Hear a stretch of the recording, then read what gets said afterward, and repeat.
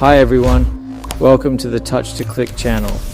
In today's video, we'll show you how to upload video to Facebook page from PC or laptop in a simple and easy way. Now let's get started. Step 1. First open any web browser on your PC or laptop and go to the Facebook website. Then log in using the account that manages your Facebook page. This is important because only page admins or editors can upload videos. Step 2. Once you're logged in, click on what's on your mind from the top middle side menu and click on photo or video where you want to upload the video.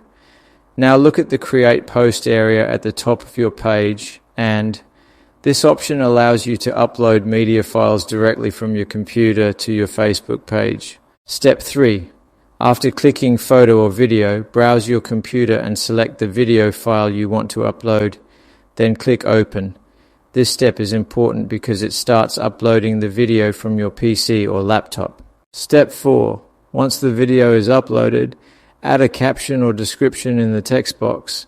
You can also tag people, add hashtags, or include a title to make your video more engaging and easier to find. Step 5. Click on the Next. Where you see the public audience, choose public or private. Finally, click on the Post button to publish the video on your Facebook page.